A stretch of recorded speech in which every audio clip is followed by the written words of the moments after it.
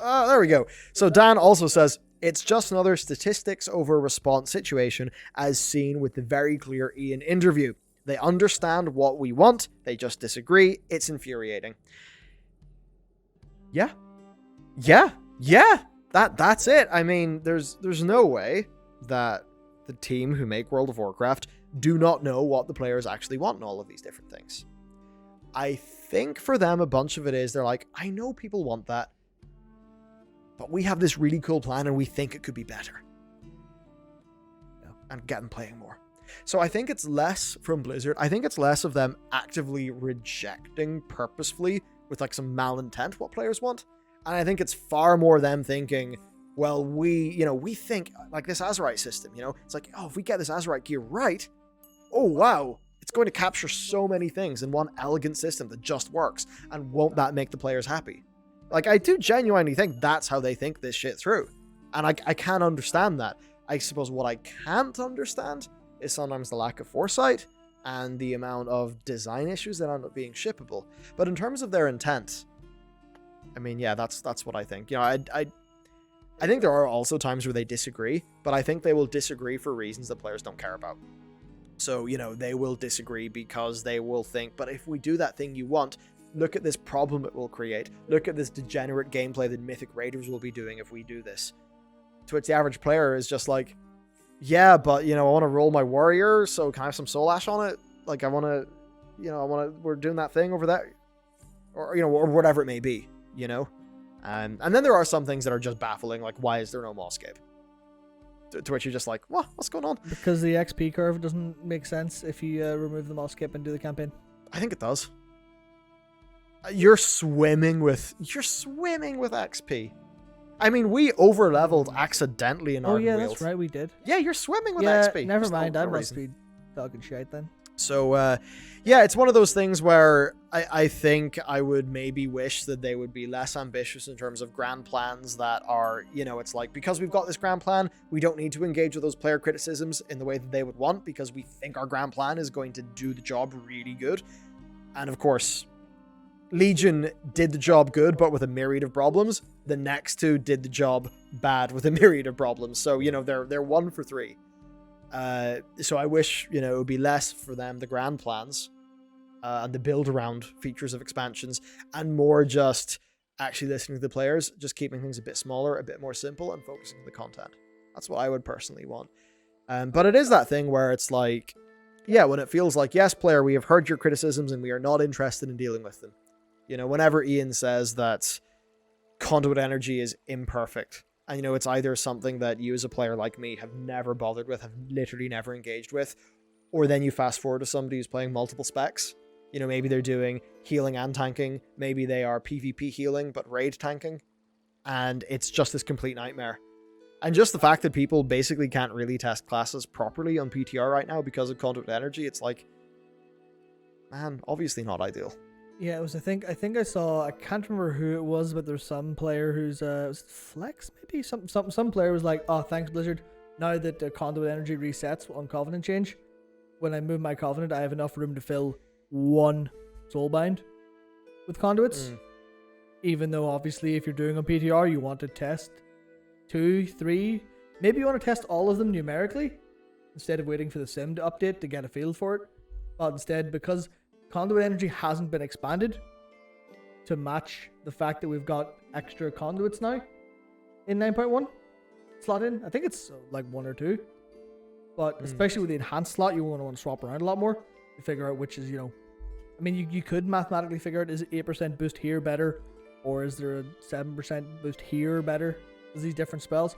But if you want to play around with it, sorry, out of luck, because this half-baked system hasn't been actually expanded upon. Yeah. So for me, it's like, I actually want Blizzard to not be ambitious, because whenever they're ambitious, just too much shit falls apart. What I want for them is just to be realistic. I actually want a boring WoW expansion that just has a bunch of content and is made in a sort of workman-like way. Yeah. It's like, I'm not just going to sit here being like, I wanted a conservatory and you built me a sun rune. But it's just that thing where, it's like, I think a lot of the WoW player base kind of knows what they want from WoW. And we'd rather less of, reinventing the wheel and just a whole bunch more of, focusing on the core of what makes World of Warcraft great and leading into their strengths. Because Blizzard's strengths are really incredible. Like, I really think just about nobody makes a raid tier as good as they do. And certainly what Dakor was saying in the footage that we've seen from his raid testing of Kel'Thuzad, the Sanctum of Domination, it's like, man, could you imagine if World of Warcraft in general was at the quality that their raids are almost all the time? It would be one of the best games on the goddamn planet if based on what I've heard about, I've heard from, well, not directly, but I've seen other sources talk about Kel'Thuzad after that raid testing. I think it was Max said something did a big tweet about too. it being like one of the best or like second best raid in the past 4 to 5 years. It's like, yeah, right. If the entire game was anything like that quality, it would be one of the best games that, like, it would be the best live game there is without a shadow of a doubt. 100%, It's yeah. just hard to translate that. It's almost like a problem of where their creative freedom is. It's like you say about, like, building a conservatory or a sunroom.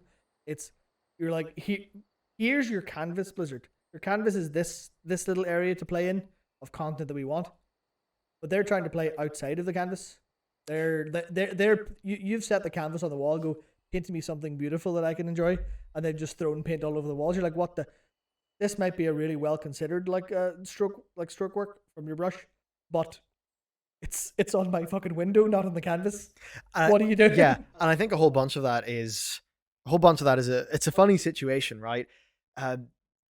But it's where they know that their bread and butter is great. They know they make great raids and great dungeons.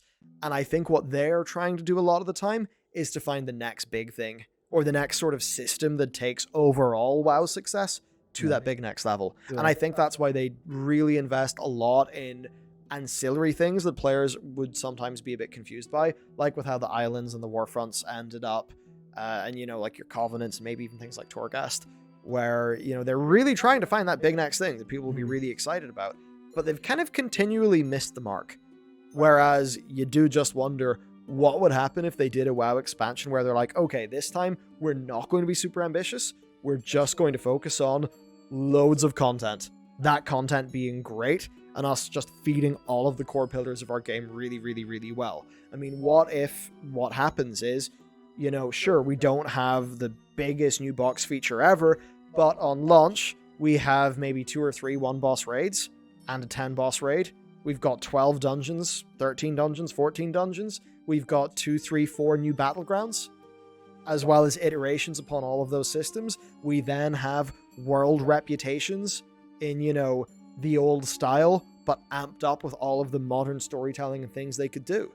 I mean, that is, in my head, so much more what I actually would like from World of Warcraft than the kind of weird extras that I feel like no one asked for.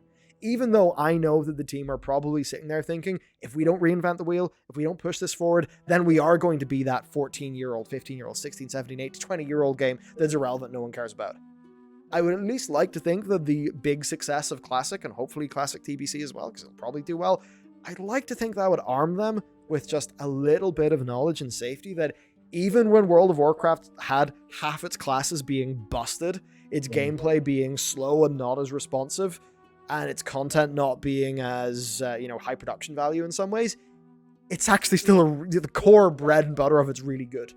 I would hope that they would maybe be able to take heart in that and actually free themselves of, I think, perhaps some of the super lofty self-imposed expectations they have that just lead to this perpetual biting off more than they can chew.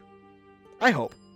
Yeah, it's like they're... I'm trying to think of a really, really, really interesting but kind of stupid analogy of like they're letting their garden wilt while they're off trying to find new seeds or some weird lofty shit. Wait, we need to do a food analogy. So basically, right, we've got our roast chicken dinner, but they're like, it's a good and whatever. They're like, no, Yorkshire puddings, they're fine, but we need the next Yorkshire pudding, a level up from a Yorkshire pudding. So you're just sitting there watching your dinner going cold on the counter while they're trying to invent like the level up of the Yorkshire pudding, and we're just like, you know what? Yorkshire puddings are delicious.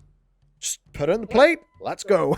Yeah, that almost gave me flashbacks to. I'm trying to remember where it was. Was it somewhere closer to where I was raised? One of the outskirting towns with like, here's a really like standard solid menu. Here's your carvery. Here's your loads of spuds. Obviously Northern Irish. Yeah. Here's your loads of spuds and here's some beef. Happy days. And then you're like, well, this is obviously the safe option. And then you go to the bottom of the menu, and it's just a load of like foreign inspired dishes. And you're just sitting, why the hell are those people in that kitchen trying to make this like, I don't know, this. I'm trying to remember the exact one it was, but it was some sort of noodle dish or some sort of Asian noodle dish. I'm just like, what the hell are you doing? Yeah. You have to, you chef, you have to go like an hour and a half to get to the supermarket to buy the ingredients for this. We don't have that stuff around here. But if you could just sit with actually, why are you wasting your time making this? Just make more dishes than you can actually make. Yeah. So it's like, why is the sort of standard carvery sort of dinner, Sunday dinner, right? Some chicken, turkey, beef, potatoes, veg. Why is the kitchen that does that? Why is it suddenly trying to give us like Japanese food? Yeah. Like randomly. It's like, I get it. You want to take your Sunday lunch restaurant to the next level and you think Japanese food might do it, but that Japanese restaurant down the road does that way better. Why are you trying? People go to you for that thing, so try to do that well. Which in the World of Warcraft sense is like, you know what? I would love the idea of a successful roguelite within World of Warcraft, but I am left kind of wishing that they didn't do it. Purely because if they didn't do that and maybe made Covenants a bit more simple, then we could have had a Suramar chunk of content on top of what we've already got, and like more dungeons and more raid stuff and more of all of those things that we actually go in and do a whole bunch, I think. You know what? As Aziracat just said, if it takes you 3 months to handcraft the sprinkles for your ice cream, you should just give us ice cream with no sprinkles. That's a pretty good way. I like that. That's a good way of putting it. Yeah, can we have more ice cream, Blizzard, please? Yeah, he's like, Verdun is like, I don't want my pizzeria to be trying to make me a curry. Yeah. It's like, I don't want my Blizzard Entertainment World of Warcraft to be, to be trying to be a whole bunch of other things at the expense of not doing what it does well as good as it could, I suppose. So it's like, what is the opportunity cost of those big, lofty, build-around features? And I suppose, quite literally, Ray D tier was the opportunity cost of garrisons then. Haha, funny joke, etc. Paid product, bad vibes. So we should move on, but it's like, it feels really rude to say stick to your lane, but it's more that like, I don't want to say stick to your lane. I'd rather say play to your strengths. Yes. I think that their strengths are incredible. I've got it. What was it? Was the Bruce Lee quote? I don't fear the man who's practiced 1,000 kicks once. I fear the man who's practiced one kick 1,000 times. Yeah. Aim for mastery within your domain, and then your mastery will be there. But if you're trying for vague attempts at other things that you're not so good at, there's no point. I mean, obviously exploration, experimentation, etc. is all good, but not at the cost of what you're a master at. Yeah, Miko T just said, or was it Miko? Somebody said like, Armdros, like ordering sushi at a pub. Yeah. Yeah, that sounds. Do you imagine going to the bot and ordering some sushi? Oh, that'd be dangerous. Okay, let's move on though. Yes. Before I get hungry. That was a fun one, and I'm already getting quite hungry.